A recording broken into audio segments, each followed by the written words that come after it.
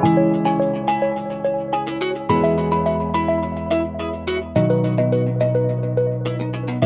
morning guys, this is Vijay, biology lecturer from Ailebad Junior College.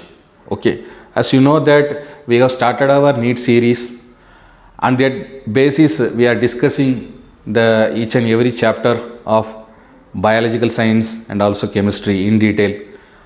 First we are completing the theory parts, then followed by the previous question papers and also NCERT based solutions we are discussing it. Okay. So on that category, today we are going to discuss NEET Biology Unit 2 Biological Classification. So this chapter, now we are going to start with the theory part. So later on we will discuss the previous year question papers and also NCERT based solutions. Okay, let's start. So today we are going to discuss Unit 2 Biological Classification. These are the concepts today we are going to discuss in detail. First, introduction about the classification. Okay, how could be these plant species, animal species and microorganisms been classified?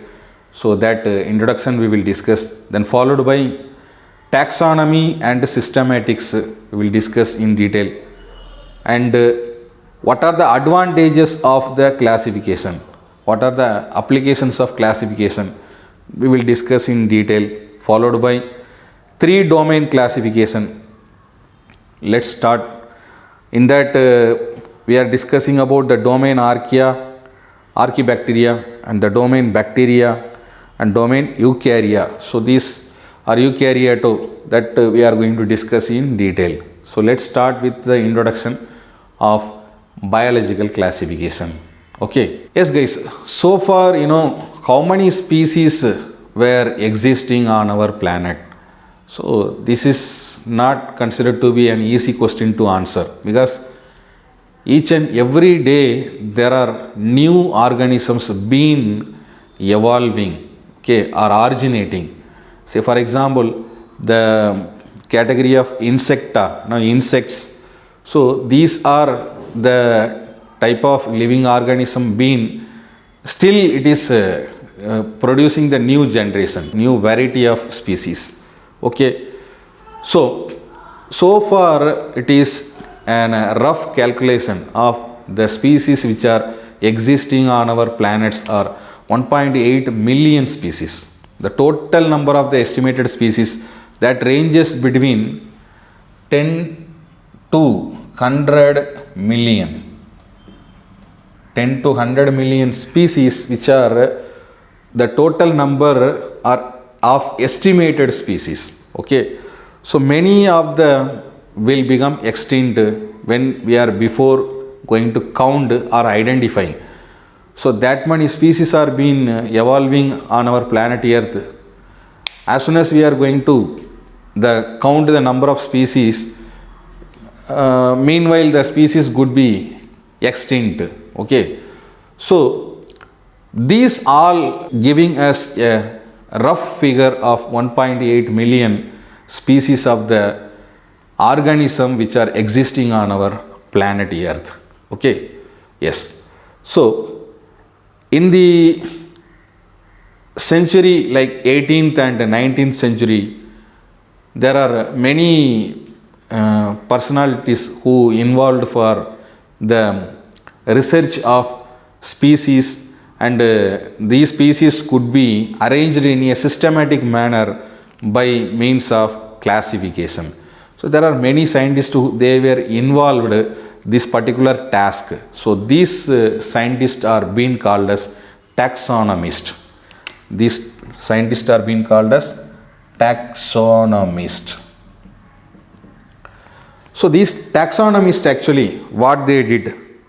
So these people, they did the systematic arrangement of the living beings under a particular category, and they made the species into a particular data based on its morphological characteristic feature or physical characteristic features and reproductive isolation. So they made into the classification.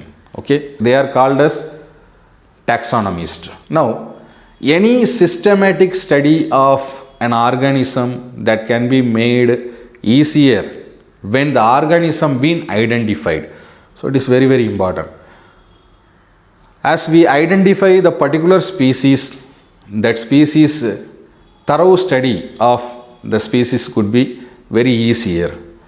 So that is the reason the taxonomist they took this particular task of classifying the different species under a particular category. Okay.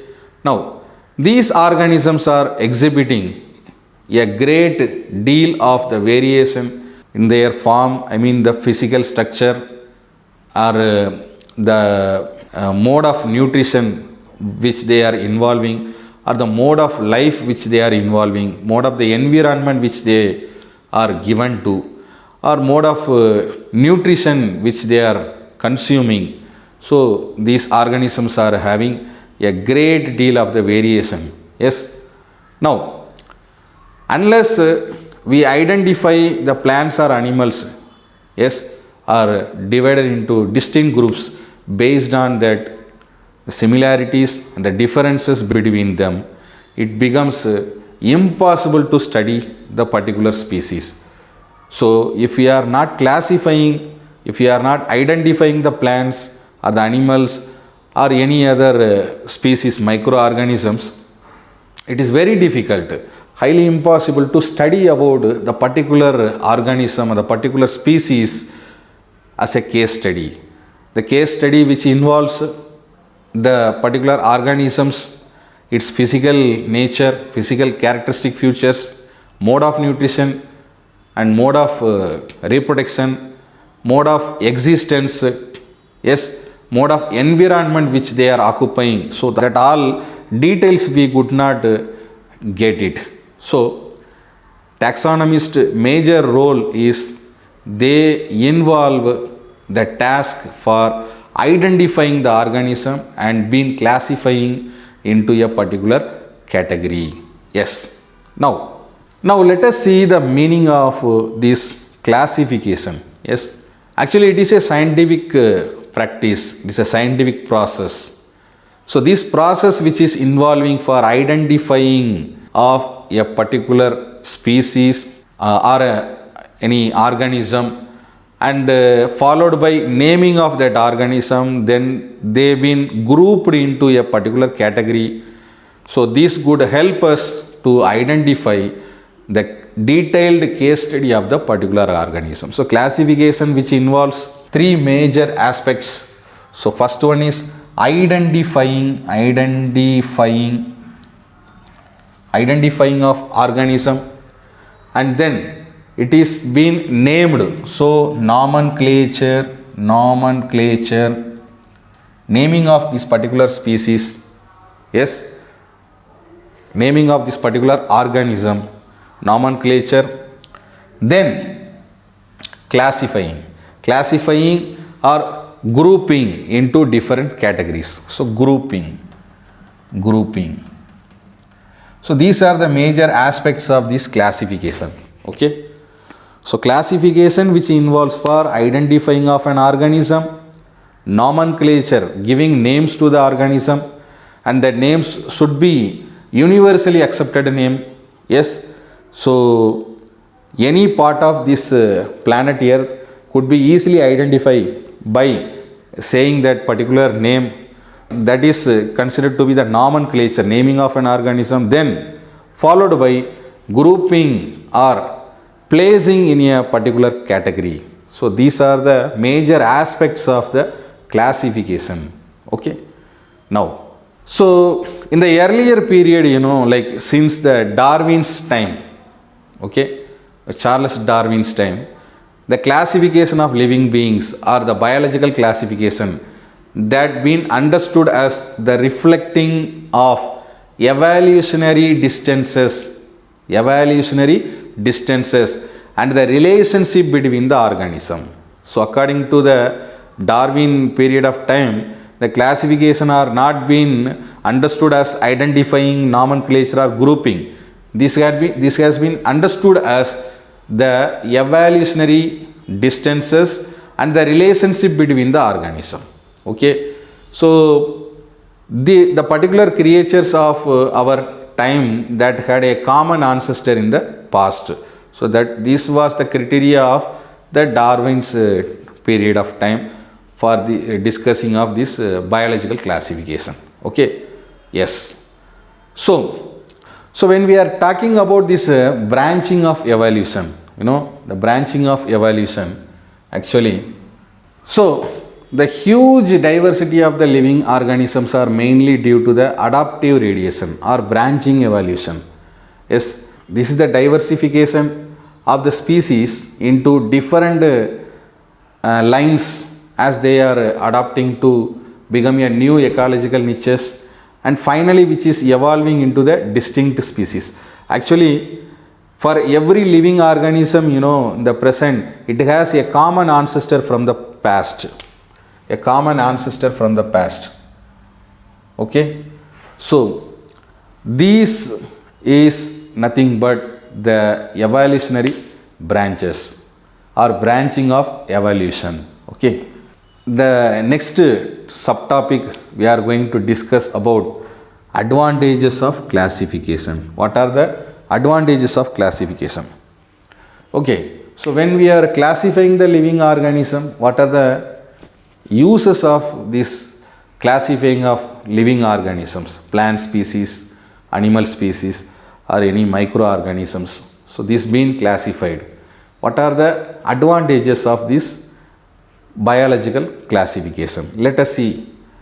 There are few advantages of classifying of living organism. So the first one is like the classification will make us the studying of the living organism very conveniently. I mean, when we are going to do a case study of a particular species, when we are going to do a case study of a particular species, so this classification that could help us to detailed study of that particular species. Say for example, like we are going to discuss about the apes, monkeys. So the monkeys are being classified into different categories, phylum and order, class, family, like different categories. Primata, it is being placed in mammalian group, primata, apes. Okay, so these all give us a convenient way of studying about this particular species in detail. So the case study could be very easy for us to study in detail about this particular organism and what are its further types of organism, how good this organism being evolved and how this organism being evolving. So all the detailed study that become very convenient and easier. Okay, so the first point of classification, the most important and useful point of this classification are nothing but that could help us to study the living organism in a convenient way or very easy method. Next, this classification also help us to study the relationship among the various groups of the particular organism. There are different species. We are discussing about leopard when we are studying about the cat, and when we are studying about the tiger or lion. These all are what the different type of species but closely related to each other under a certain criteria or the characteristic features. Here we can able to study or we can easily to understand the relationship among these particular species. All these particular species are having certain relationship. So that could be very easy to understand. So that is what the relationship among the various groups. They belongs to various groups, but there are few characteristic features which are very closely related. So that could be able to understand us very clearly. So the classification help us to study the relationship of different groups. Yes. Next, it also help us to study the specific identification. Specific identification. So particular species and its identification. How far this particular species been identified among the groups, how far it's been identified. So that specific identification, it is very easier to understand about the particular organism. So that would help us by classifying the organism or biological classification. Okay, next, studying about few more representative animals or studying about few more representative from the particular groups. So this also will give us an idea about how these organisms are being interrelationship with among the groups with other species. Yes, this also one of the uses or advantages of the classification. Next, and this biological classification also gives us knowledge about the organism thoroughly. Knowledge about a particular species. Knowledge about a particular species which involves many factors. Yes, the organism, its shelter where it is living. Yes, and which environment it is living, which ecosystem it's been belonged. Yes, and also the physical characteristic features and what are the adaptive characteristic features. These all are the different knowledge about the particular species that we could be able to understand by biological classification. How far this organism been adapted. Yes, say for example, like the aquatic mammals are there. So their forelimbs are being modified into flappers. And that could help them for any different adaptive characteristic features. Likewise, in desert animal, like camel, you see it has eyelids, like other organism, like that nostril lids. So that could be able to close the nostrils whenever the sandstorm occurs in desert. So this is one of the additional characteristic features. And hump, that could help us for the camel to store the water in a dry land.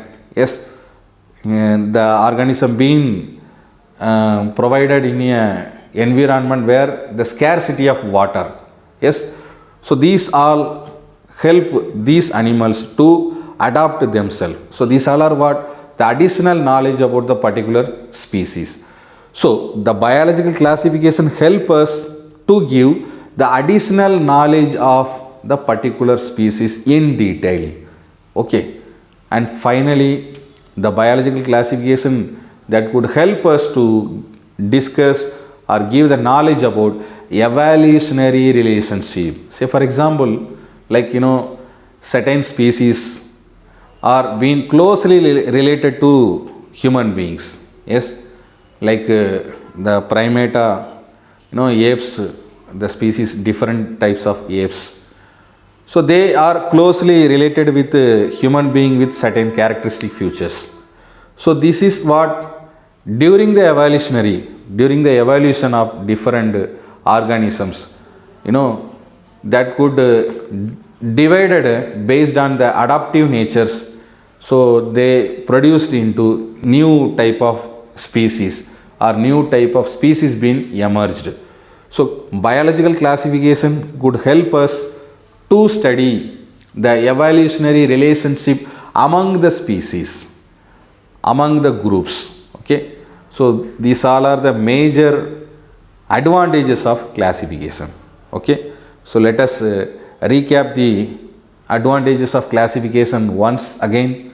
So first, classification. Yes, classification, which is nothing but what? Identifying a particular organism, then followed by naming of an organism, that is called as nomenclature, then finally grouping of an organism placed into a particular category. So these are the major aspects of this classification. Now what are the advantages of classification? Let us see one by one. So biological classification that could help us to study thoroughly about an individual organism. A particular individual organism, we are going for a case study to study in detail about this organism. So the classification that could help us in a convenient way. Next, relationship among the group. There are different species belongs to a single group. So there it is very easier to understand the relationship between the two different or more than two different species we can able to study in detail by biological classification. Next, this classification also help us to study a specific identification, a particular species and its specific characteristic features, so that we can easily study by biological classification.